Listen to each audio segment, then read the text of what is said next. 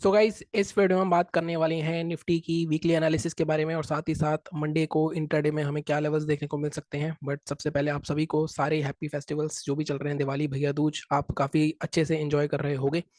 Last week हमने बात करी थी कहीं ना कहीं मार्केट इस जोन पे थोड़ा कंसोलिडेट कर सकता है जिस जोन पे मार्केट अभी खड़ा है, और मार्केट ने बिल्कुल एग्जैक्टली वैसे ही परफॉर्म करा है।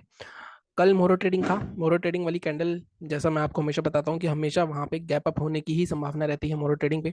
मैंने भी पोजीशन बनाई थी बट वहां पे कुछ ज्यादा मूवमेंट नहीं मिला।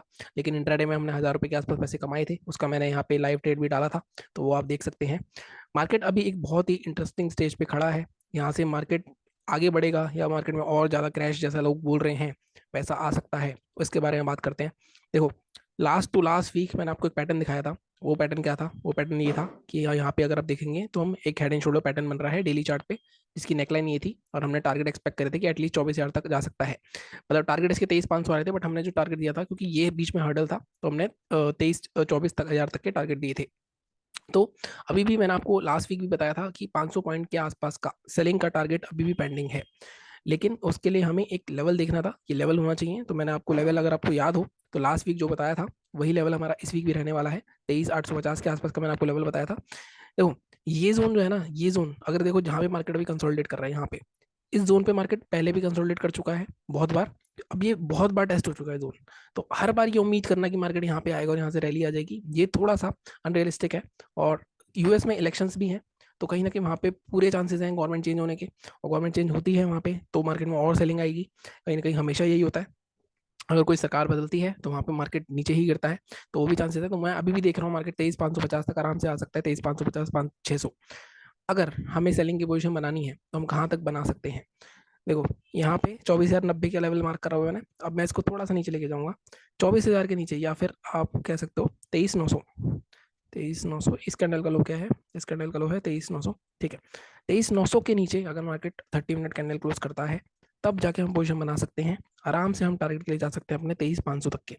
तो यहाँ पे हमें 400 पॉइंट आराम से मिल सकते हैं, और मैं भी पोजीशन बनाने वाला हूँ जैसे कि हमने यहाँ पोजीशन बनाई थी हेड एंड शोल्डर के पैटर्न के ब्रेकडाउन के पास से। तो ऐसे ही हम यहाँ पे भी जब सेलिंग आएगी तो हम यहाँ पे भी पैटर्न के हिसाब से पोजीशन बना सकते हैं अपनी।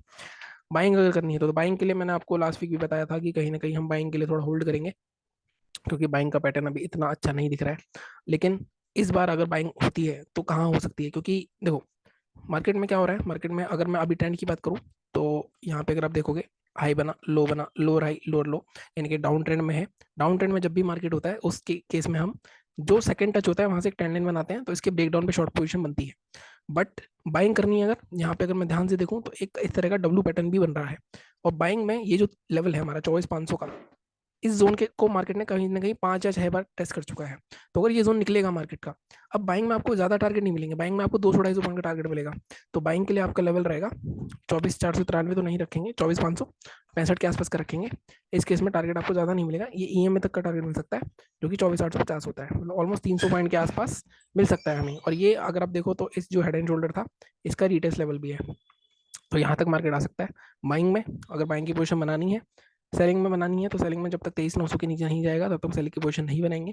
और टारगेट हमें 23,515 तक के मिल सकते हैं यहाँ पे। तो ये हो गई हमारी पोजिशनल पॉइंट ऑफ व्यू से बात। अगर मैं आपको वीकली चार्ट दिखाऊं तो वीकली चार्ट के हिसाब से अगर मैं देखूं तो एक बुलिश पैटर्न बन रहा है इनसाइड कैंडल का। एक रेड कैंडल है और ग्रीन कैंडल है, लगातार गिरावट के बाद बना है, सपोर्ट पे बना है। तो वीकली के हिसाब से तो हम बाइंग बनती है, तो बाइंग के लिए हम ऑलरेडी तैयार हैं 23,24,565 के ऊपर। और सेलिंग के लिए भी हम तैयार हैं, इसलिए हमने दोनों साइड की ऑलरेडी एनालिसिस कर रखी है। अब हम बात करते हैं कि इंटरडे में क्या हो सकता है। डिलीट करते हैं, 15 मिनट के चार्ट पे चलते हैं।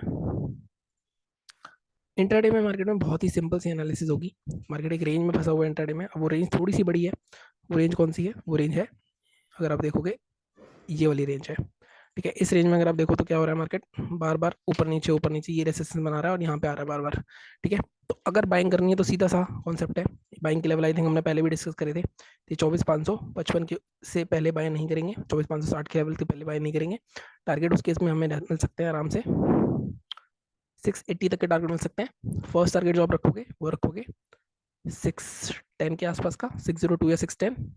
सेकंड टारगेट 680 तक का रह सकता है। ये हमने आई थिंक फ्राइडे भी बात करी थी, 2-3 दिन से ये लेवल दे रहे हैं बट आ नहीं रहे। सेलिंग अगर करनी है तो सेलिंग अगेन, ये मोरो ट्रेडिंग का कैंडल था, इसको छोड़ दो। सेलिंग अब जब मार्केट 24,175 का जोन निकालेगा तब हम ट्रेड कर सकते हैं। इसमें भी 24,080 या 24,670 तक के टारगेट ले सकते हैं। 100 पॉइंट नीचे है, 100 पॉइंट ऊपर है।